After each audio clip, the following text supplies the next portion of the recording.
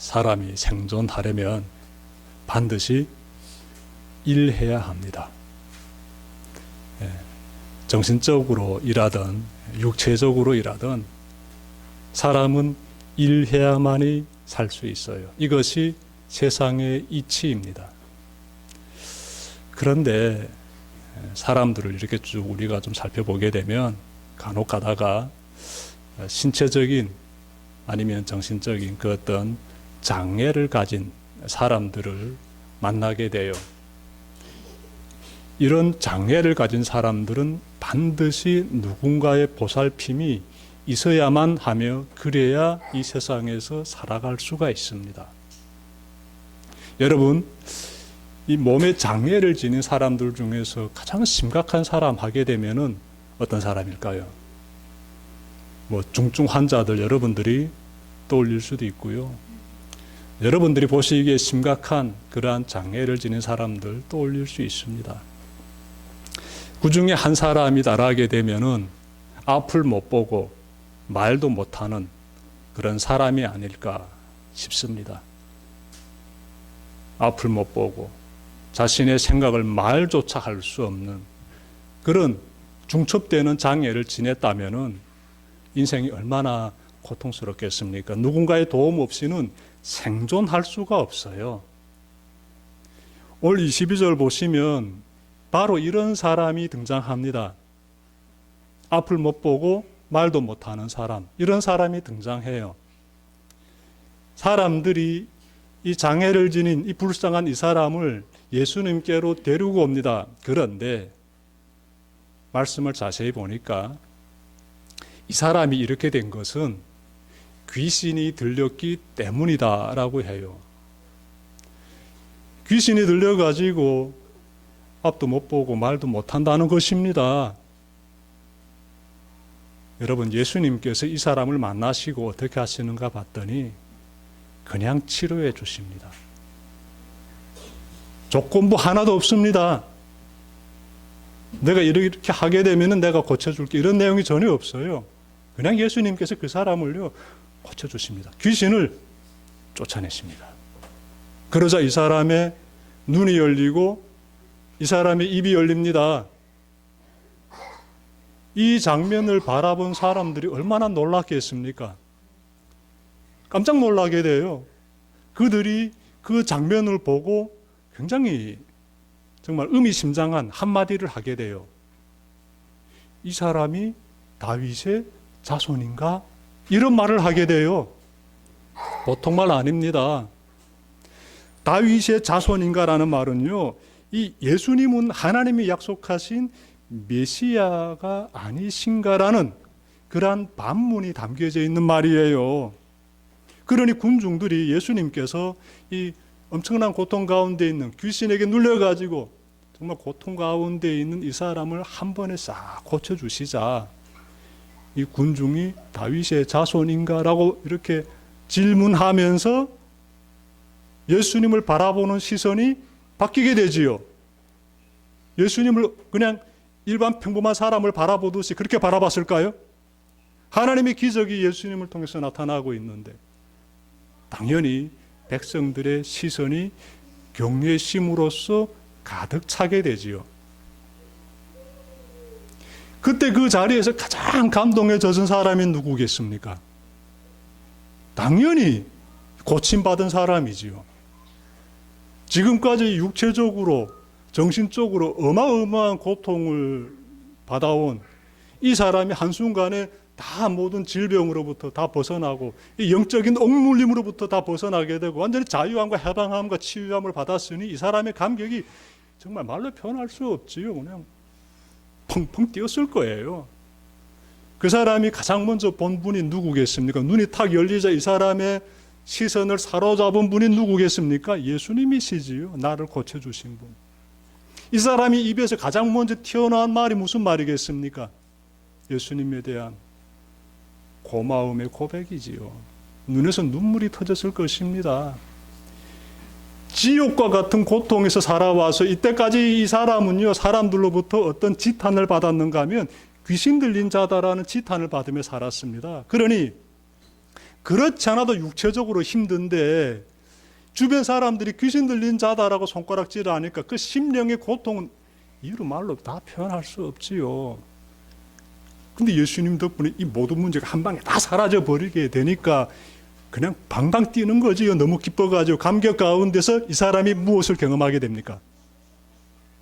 지옥의 고통에서 살던 사람이 천국의 감격을 경험하게 돼요. 하나님의 나라의 임재를 경험하게 됩니다. 여러분, 그런데 말씀 보니까 상황이 이렇게 막 급변하고 있는데, 그래서 천국에 대한 이러한 감격이 군중들 속으로 막 퍼져나가고 있는데 세상에 특별한 한 무리가 있습니다. 그들은 바리새인들이라고 하는데 이 사람들은 저희들끼리 쑥덕쑥덕거리기 시작해요. 무슨 말 합니까 지금? 여러분 말씀 보십시오. 24절에서 나오는데 이 사람이 귀신의 두목 바알세불의 힘을 빌지 않고서는 귀신을 쫓아낼 수 없다. 뭐 이런 말 하고 있지 않습니까? 아니 이 바리새인들이 왜 이런 말 하지요? 바리새인들은 예수님을 어떻게 지금 바라보는가 하면요, 굉장히 지금 모욕적인 언사를 날리면서 예수님의 영적인 권위를 완전히 그냥 짓밟고 있습니다. 하나님이 기적을 행하시는 예수님으로 바라보는 것이 아니라 사탄, 하나님을 대적하는 자, 사탄의 그러한 지배에 속해 있는 한 존재로서 지금 바라보고 있어요. 그래서 사탄의 힘을 빌어가지고 귀신을 쫓아냈다, 이렇게 지금 해석하고 있습니다. 이 바리새인들이 왜 이렇게 생각할까요? 바리새인들이 예수님을 메시아로 지금 받아들이지 않고자 발악하고 있습니다. 아무리 하늘에 놀라운 기적을 행해도 당신은 메시아가 아니야, 하나님이 약속하신 구주가 아니야, 우리는 받아들일 수 없어라고 이 바리새인들은 아주 그냥 발광하고 있습니다. 그 이유가 크게 두 가지로 볼 수 있는데, 하나는 예수님께서 바리새인들이 생각했던 그러한 정치적인 리더십을 발휘하지 않고 있기 때문에 그래요. 그리고 또 하나는 무엇인가 하면 자신들이 그토록 중시하고 있는 장로들의 전통을 잘 지키지 않고 있기 때문에 그래요.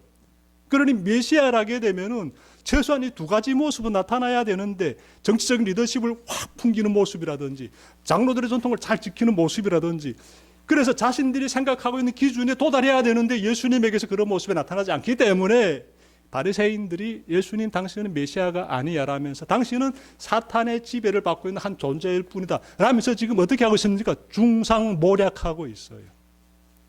중상모략하고 있어요. 이 바리새인들의 모습 보니까 여러분, 이들이 그 무리들이 막 예수님과 함께 지금 하고 있지 않습니까?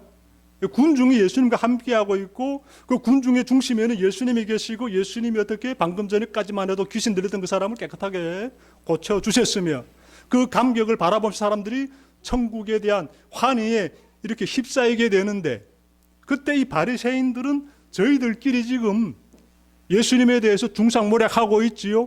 그런데 말씀 보십시오. 공개적으로 예수님에게 당신 지금 사탄의 휘둘림 받고 있습니다라고 말하지는 않고 있습니다.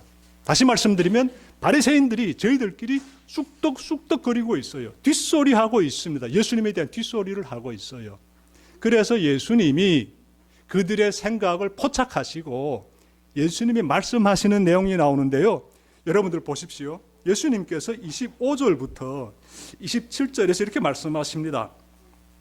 어느 나라든지 서로 갈라지면 망하고 어느 도시나 가정도 서로 갈라지면 버티지 못한다. 사탄이 사탄을 쫓아내면 스스로 갈라진 것이다. 그러면 그 나라가 어떻게 서 있겠느냐? 내가 바알세불의 힘을 빌어서 귀신을 쫓아낸다고 하면 너희의 아들들은 누구의 힘으로 귀신을 쫓아낸단 말이냐? 그러므로 그들이야말로 너희의 재판관이 될 것이다. 이렇게 말씀하세요.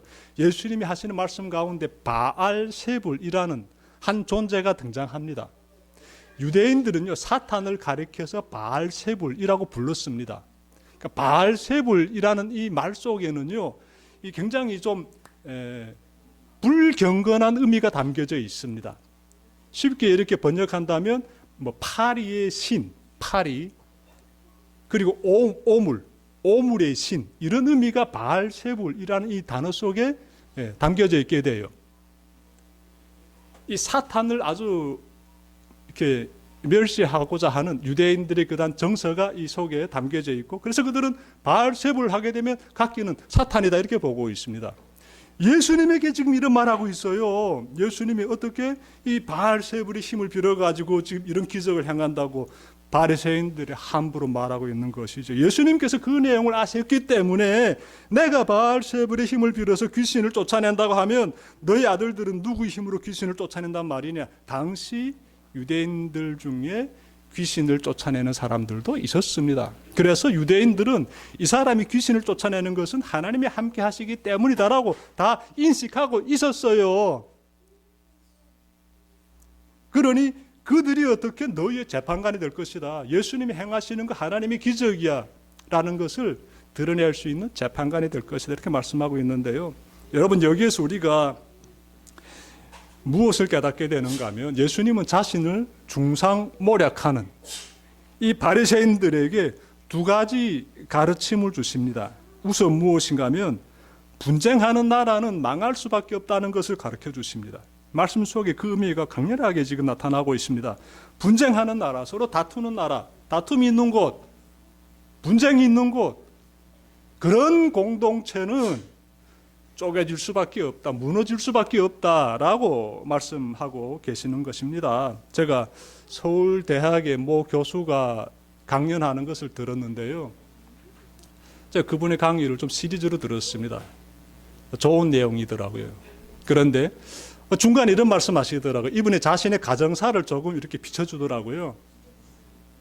자, 결혼했는데 자녀들 둘씩이나 낳고 이렇게 주부로서 또 학교에서는 학생들 가르쳐주는 교수로서 이렇게 살아가는데 어느 때부터인가 계속 마음에서 이렇게 화가 솟아나더라는 거예요. 짜증이 자꾸 나고. 그럼 어떻게 합니까? 가장 가까운 주변 사람들에게 그것을 표출하게 되지요. 계속 이렇게 아내가 쉼없이 짜증을 내고 막 화를 내고 그러자 남편이 생각하게 됩니다. 아, 내 이 여성과 계속 살 수 없겠다. 내가 이혼해야 되겠다. 이 생각을 남편이 하기에 이르게 됩니다. 굉장히 심각해졌지요. 그런데 어느 날 이 여성이 자신의 마음의 그 복잡한 감정을 글로 쓰기 시작합니다. 그런데 희한하게도 나의 감정을 글로 쓰기 시작하자 그때부터 화가 서서히 사라지게 되었다라고 해요. 그래서 가정이 다 회복이 됩니다. 남편하고 관계도 돈독해져요. 이혼으로 갈 뻔했던 위기 다 사라지게 됩니다. 왜? 짜증 안 내고 화를 안 내니까라. 집안이 평안해지는 거예요. 가정 안에 분쟁이 생기게 되면 제가 무슨 말씀 드리는가 하면 반드시 그 가정은요 쪼개지게 되고 이혼하게 됩니다. 이 이야기는 비단 그 교수의 삶의 이야기만이 아니에요. 우리 모든 인생의 이야기입니다. 어떤 가정이든지 간에 자꾸 분쟁하게 되면 너무너무 안 좋아요. 분쟁은요 이혼으로 가는 도화선에 불 붙이는 행위라고요. 그러니 어떻게 하나 어떻게 가정에서는 분쟁이 사라져야 돼요. 예수님께서 말씀하고 있지 않습니까? 분쟁하는 공동체 무너진다, 쪼개진다 이렇게 지금 예를 들어서 말씀하고 있지 않습니까? 국가도 마찬가지예요. 국민이 극좌라든지 극우로 아니 좌우로 충돌 있는 건 가능하죠. 서로 다른 의견들 가지고. 그런데 심각하게 극좌라든지 극우로 이렇게 계속 갈라져 가지고 서로에게 막 공격하고 이렇게 분쟁이 심화된다면은 그 나라가 굉장히 위태로워집니다. 지금 우리나라 보게 되면 굉장히 위태로워요. 거짓된 선동을 하는 사람들이 있는가 하면 그 선동에 말려 들어가는 사람들이 있지요. 얼마나 사회가 혼란스럽습니까? 지금 막 폭력까지 행사하고 있지 않습니까? 극좌와 극우가 이 분쟁의 심도를 계속 올리고 있으니까나 그것을 지켜보는 사람들로서는 불안해요. 예수님 말씀 보게 되면은요, 이 민족 국가 공동체가 어떻게 분쟁하지 말아라 이렇게 말씀하고 있습니다. 그 결과 둘로 쪼개지게 된다는 거예요. 그럼 어떻게 해야 되겠습니까? 나와 서로 다른 사람들이구나 받아들이고 인정하면서 수용해야지요. 그러면 됩니다. 그러면 분쟁은 서서히 사라지게 돼요. 우리가 지금 남과 북으로 쪼개진 분단 국가에서 살고 있는데요. 이 대한민국이 부강한 나라가 되기 위해서는 우리는 어떻게 해야 될까요? 통일해야 됩니다. 이건 반드시 해야만 하는 민족의 수건이지요. 그래야 이 나라가 부강한 나라가 될 수 있어요. 지금처럼 분쟁하고 적대시하고 서로를 이렇게 공격하고 이거 결코 바람직하지 못한 모습이지요. 예수님 말씀 볼 때마다 우리가 좀 생각해 봅시다. 우리 어떤 그림을 그려야 될지, 어떤 마음을 품어야 될지 생각해 봅시다. 수용하는 마음, 나와 다름을 포용할 수 있는 마음, 이런 마음이 절실히 필요합니다. 그러면 분쟁은 사라지게 되지요. 교회는 어떤 것 같습니까? 교회. 우리 목회하면서 경험하고 있지 않습니까? 이 한국 사회에 일어나고 있는, 교회에서 일어나고 있는 일들 보게 되면 심심치 않게 교회들에서 문제가 발생해서 다툼이 일어나게 되고 결국은 교회가 쪼개지더라고요. 굉장히 안 좋은 모습이지요. 교회 공동체 안에서 분쟁이 생기면 이 분쟁이 지속이 되면 지속이 될수록 결과는 매우 안 좋습니다. 쪼개지게 돼요. 전 대성교회 안에서 우리가 지금 목회, 이 교회, 이 공동체를 지금 우리가 세워가고 있는데, 저는 목회를 하고 여러분들은 구성원이 되어가지고 이 교회를 세워가고 있는데, 여러분 생각해 봅시다. 우리 교회 안에서 우리가 서로 자기 주장만 내세우고 대접만 받으려고 하고 높임만 받으려고 하고 우리가 모두 그러게 되면 어떻게 될까요? 이 교회 잘 세워질까요? 어림도 없습니다. 어림도 없습니다. 저부터 시작해서 무너지고 겸손해지고 낮아져야 됩니다. 여러분들도 마찬가지예요. 높아지려고 하고 대접받으려고 하고 내 말에 다 사람들이 복종해 주길 바라고 이런 마인드를 가지고 다른 사람을 보게 되면은 반드시 남의 흠집을 지적하게 됩니다. 왜? 나는 괜찮으니까 다른 사람의 문제점만 보이는 거예요. 그러면 분쟁이 발생하게 되고, 분쟁이 발생하게 되면 교회는요 굉장히 위태로워집니다. 굉장히 위태로워집니다. 그래서 오늘 예수님의 말씀 보면서 우리가 좀 생각해 봅시다. 대성교회 안에 우리 모두 다 연약한 사람들이에요. 우리 뭐 특별히 잘난 사람 한 사람도 없어요. 우리가 할 수 있는 것이란 나 자신은 겸손밖에 없다고요. 우리가 할 수 있는 것이란 나를 품어주신 예수님께 감사해서 다른 사람을 품어줄 수 있는, 수용하는 그 넓은 마음밖에 없어요. 그래 기도 드릴 때마다 내 마음을 더 넓혀주세요. 내가 저 사람도 품을 수 있게 해주세요. 이런 기도가 계속 터져나오게 되면 교회는 정말 아름답게 잘 세워지게 됩니다. 우리 그런 교회를 잘 세워봅시다. 자, 예수님께서 이렇게 말씀하셨지요. 분쟁은 어떻게 공동체를 파괴시킨다. 내가 만약에 사탄의 힘을 빌어가지고 움직이는 존재다라면은, 아니 그러면 사탄이 공동체 안에서 내가 귀신을 쫓아내는 그런 역할을 했다는 것인데 그게 말이 되는 얘기냐.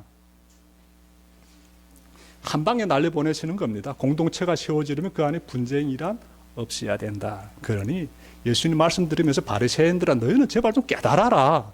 말도 안 되는 주장을 자꾸 꺼내지 말아라. 이 얘기를 지금 하고 계시는 것이지요. 다음으로 예수님은요 하나님의 임재에 대해서 말씀하십니다. 예수님 말씀 보십시오.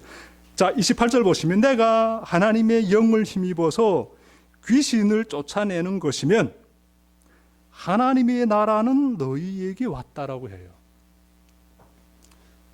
하나님의 나라는 너희에게 왔다. 그런데 그 앞에 조건부가 딱 달렸어요. 무엇이지요? 하나님의 영으로 귀신을 쫓아내면 그러면 그 사람에게 하나님의 나라가 임했다는 것이에요. 하나님의 임재가 임했다는 것입니다. 여러분 예수님께서 군중에게 보여주신 장면 무엇이었습니까? 군중은 예수님을 통해서 하나님의 승리를 받습니다. 이 귀신이 막강한 힘을 행사하고 있지만 예수님께서 귀신을 딱 물리치시는 장면을 보면서 하나님의 힘의 승리, 하나님의 영의 승리를 군중이 본 것이에요. 예수님께서 귀신 들린 자를 단번에 고쳐주신 장면 굉장히 의미심장합니다. 여기서 우리가 꼭 명심하고 짚고 넘어가야 되는 것은요, 이 사탄 마귀가 부리는 영들이 귀신들이에요. 사탄을 가리켜서 다른 말로 하면 마귀라고도 해요. 이 마귀가 부리는 잡영들을 가리켜 귀신이라고 합니다. 근데 이것들이 행사하고 있는 힘이 굉장히 큰 것 같았어요. 사람이 앞도 못 보게 하고 말도 못하게 만들고 인생을 지옥으로 몰아넣으니까 굉장히 큰 힘을 행사하는 것 같지요. 그런데 예수님께서 어떻게 하십니까? 한 번에 다 밀어버리지 않습니까? 그런 자들을. 어둠의 세력을 한 번에 밀어버리지 않습니까? 여기서 우리가 뭘 기억해야 되는가 하면요, 이 사탄이라는 존재도요, 하나님의 피조물이에요. 별거 아닙니다라는 말씀 제가 전해드리는 것입니다. 왜? 하나님의 피조물이니까. 하나님께서 허락하시고 그 존재를 만드신 것이에요. 그러니 제 아무리 강한 힘을 발휘해봤자 말도 안 되지요. 하나님의 영이 착 임하자 그냥 사라져버리는 거예요. 하나님의 영이 얼마나 강한 힘을 가지고 있는지 우리가 참 늘 명심했으면 좋겠습니다. 하나님의 영적인 파워, 영적인 충만함 여러분들의 인생에서 정말 충만하게 나타나기를 저는 바랍니다. 자, 여러분, 예수님의 성령님을 힘입어서 귀신을 물리쳤다는 것은요, 죄와 어둠, 이 사망의 어둠이 예수 그리스도께서 뿜어내시는 그 생명의 빛, 영광의 빛 앞에서 사라져버렸음을 의미하고 있습니다. 동시에 귀신 들렸다가 고침받은 이 사람은요, 예수 그리스도께서 뿜어주시는 그 생명의 빛, 하나님의 나라의 그 영광의 빛 가운데 지금 딱 거하고 있음을 의미하고 있습니다. 그러므로 하나님의 나라는요, 죽어야만이 비로소 들어가는 나라가 아니다라는 거예요. 지금 사는 동안에도 내가 하나님의 나라 충분히 들어갈 수 있다는 것이에요. 지금 나의 인생에서 하나님의 나라를 충분히 경험할 수 있다는 것입니다. 이 세상 사는 동안에 들어갈 수 있는 나라가 하나님의 나라라는 것이지요. 귀신 들린 자는 사탄의 권세를 무너뜨리시는 예수님 덕분에 하나님의 나라를 경험했습니다. 우리는 하나님의 나라를 지금 어떻게 경험하고 있습니까? 우리는 잘 모르겠습니까? 결론부터 말씀드릴게요. 결론부터. 예수님이 나의 죄를 사해 주셨음을 믿는 사람은 하나님의 나라를 경험한 사람이에요. 사하다 무슨 뜻인지 아시죠? 깨끗이 씻어주셨다는 거예요. 나는 이제는 과거의 죄에 억눌려 살고 있지 않다. 나는 깨끗한 존재고 난 의로운 존재고 나는 경건한 주의 백성이다. 이 사실을 확실히 아는 사람은 이 사람은 하나님의 나라에 들어가 있는 사람이에요. 매우 중요한 내용이 되겠습니다. 여러분, 우리 이런 부분들은 좀 명심했으면 좋겠어요. 반대로 예수님을 불신하면서 죄의 길에 빠져 사는 사람은요, 하나님의 나라 들어가지 못했습니다. 그들은 하나님 나라에 안에 들어와 있는 것이 아니라 밖에서 배회하고 있습니다. 어떤 사람들 예수님 불신하면서 그냥 나는 죄가 좋아. 그러면 그들이 말하는 죄가 어떤 죄일까요? 하나님 나라에 들어가지 못하는 사람들의 상태는 어떨까요? 제가 성경의 말씀 좀 설명해 드리겠습니다. 고린도전서 6장 9절부터 10절 보시면요, 잘 말씀하고 있습니다. 들어보십시오. 불의한 자가 하나님의 나라를 유업으로 받지 못할 줄을 알지 못하느냐. 미혹을 받지 말라. 음행하는 자나 우상 숭배하는 자나 간음하는 자나 탐색하는 자나 남색하는 자나 도적이나 탐욕 부리는 자나 술 취하는 자나 모욕하는 자 속여 빼앗는 자, 이런 자들은 하나님의 나라를 상속받지 못한다, 이렇게 말씀하고 있습니다. 하나님 나라 못 들어간다는 거예요. 이런 사람들 하나님 나라 들어가지 못한다. 그런데 여기에서 언급되고 있는 사람들 보니까 음행하는 자가 가장 먼저 탁 나옵니다. 음행이요, 여러분, 예수 믿는 사람이 율락과 찾아간다? 그 지옥의 고통 가운데 스스로 들어가는 행위예요. 마귀의 휘둘림 가운데 움직이고 있는 것입니다. 하나님의 영을 가지고 있는 사람이 율락가에 찾아간다? 있을 수 있는 일입니까 이거? 누가 휘둘림 받고 있어요? 음행하는 자, 우상 숭배하는 자. 우상 숭배는 더 말 안 해도 되죠. 오늘날의 우상 숭배는 어떤 모습이겠습니까? 내가 신인 거예요. 21세기는 보게 되면은요, 신이 누구다? 내예요. 내 멋대로 살고, 내 하고 싶은 대로 하고, 날 건들지 말아라. 내가 신이다. 내가 주도한다. 모든 것을. 이렇게 사는 사람들. 그 가운데 돈의 힘이 굉장히 작용하게 되지요. 또 간음하는 사람들, 더 말하지 않아도 되지요. 탐색하는 사람들, 탐색은 뭐 글쎄 남자가 여자 노릇하는 그런 사람들이에요. 남색하는 자, 이거 동성애자들 가리키고 있습니다. 도적질하고 탐욕 부리고 술 취하고 모욕하고 속여 빼앗는 자들, 이런 자들은 이 일상에서 우리가 정말 경험할 수 있는 그러한 죄의 덕지 이런 정말 모습들이에요. 이런 자들은 하나님의 나라에 들어가지 못한다 이렇게 말씀하고 있습니다. 예수님을 믿는 사람은요, 십자가 보혈의 은혜로 우리가 깨끗해지고 거룩해지고 우러워진 사람들이에요. 그래서 우리는요, 예수 믿는 사람들의 이 심령 가운데 어느 분이 있습니까? 십자가 보혈로 깨끗해지고 우러워지고 거룩해진 우리의 심령 가운데는요, 하나님의 영이 함께하고 있습니다. 우리는 예수 그리스도 합한 자들이지 않습니까? 합한 자들. 그래서 이런 사람들을 가리켜서 성령의 전이다 이렇게 말씀하고 있지 않습니까? 하나님의 집이다라고. 그러면 이런 사람들은 하나님의 나라의 백성으로 살아가는데 그들의 삶에서 얼마나 멋있는 모습들이 나타나겠습니까? 과거의 삶하고 완전히 방향 전환한 사람들의 그리스도인의 향기가 나는 삶의 모습, 주님을 따르는 자들의 모습, 말씀을 사모하면서 죄의 길에서 떠나서 사는 자들의 모습, 반드시 나타나게 되는 것이에요. 우리가 할 수 있는 표현이라고요, 우리가 지금 누리는 삶이라고요, 그거요 말과 행동에서 나타납니다. 그리고 말과 행동은 내 마음의 생각의 지배를 또 받게 되지요. 내 마음의 생각에 어떤 영을 모시고 있는가에 따라서 모든 것이 다 드러나게 됩니다. 그러니 우리가 하나님의 나라 들어가 살아야 되지 않겠습니까? 여러분의 심령이 지금 어떠한지 꼭 살펴보시길 바랍니다. 이것이 제가 여러분들에게 전해드린 성경의 가르침이에요. 여러분, 우리 모두는 예수님을 믿기 전에는요, 다 사탄의 지배를 받으며 살았습니다. 우리는 하나님을 두려워하지 않았습니다. 우리는 죄 짓는 것을 대수롭지 않게 생각했습니다. 예수님 믿기 전에는 저부터 그렇게 살았습니다. 한마디로 말씀드리면 영적으로 눈이 먼 상태예요.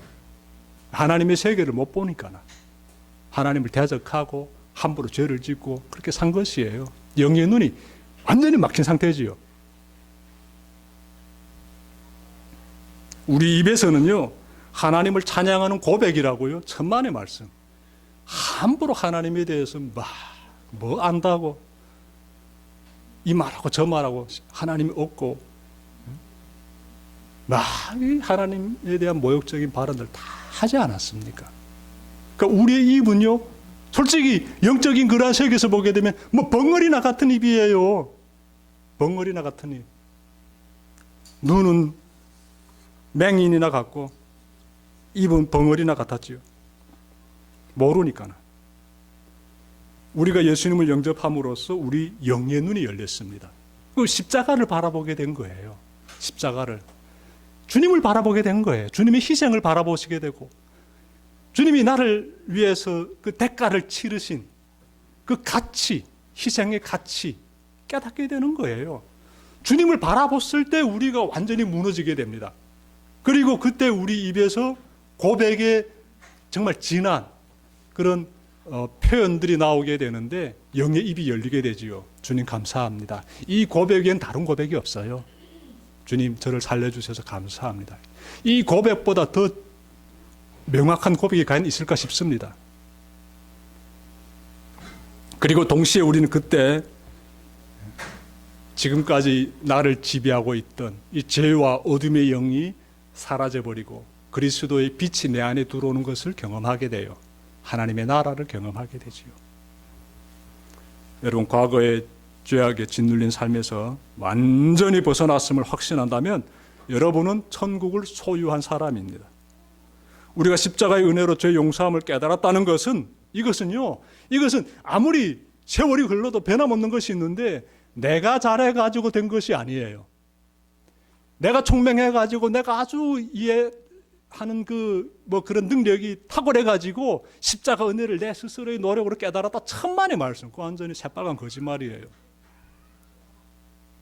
우리가 예수님을 믿게 된 것은 100% 하나님의 선물이에요.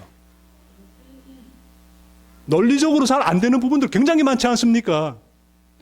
죽은 사람이 살아났다 논리적으로 해명할 수 있습니까?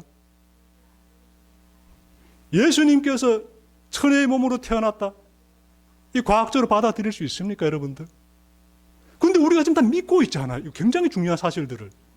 이거는 하나님께서 우리에게 선물로 베풀어 주신 것이에요. 이 믿음은 내가 잘나가지고 내가 그 어떤 득도해가지고 깨달은 것이 아니라 하나님이 나에게 그 믿음을 선물로 주셨기 때문에 우리가 깨달은 거예요. 그래서 에베소서 2장 8절 보시면 너희는 그 은혜에 의하여 믿음으로 말미암아 구원을 받았으니 이것은 너희에게서 난 것이 아니요 하나님의 선물이다 이렇게 말씀하고 있습니다. 말씀 마치려고 합니다. 여러분, 지금까지 사탄의 세계를 무너뜨리시며 하나님의 나라를 전파하신 예수님에 대해서 전해드렸습니다. 우리는 예수님의 십자가 은혜로 죄와 사망의 권세에서 벗어나 하나님의 나라에 들어간 사람입니다. 우리의 삶에서는 변화가 나타나고 있습니다. 여러분들과 저의 삶에서 변화가 나타나고 있습니다. 하나님의 영을 내 안에 모신 자답게 죄악을 물리치며 거룩한 성도의 삶, 예배의 삶을 지금 우리가 살아가고 있습니다. 천국을 품었기 때문에 그래요. 그 가운데서 우리는 날마다 성령님의 도우심으로 사탄의 세계가 무너지는 것을 경험하고 있습니다. 예수 그리스도의 영광의 빛이 죄와 사망의 어둠을 물리치는 승리의 순간들을 우리는 경험하고 있습니다. 새롭게 시작된 여러분들의 한 주 삶 가운데 이와 같은 승리의 역사가 계속하여 이어지기를 주님 이름으로 축원합니다. 기도드립시다.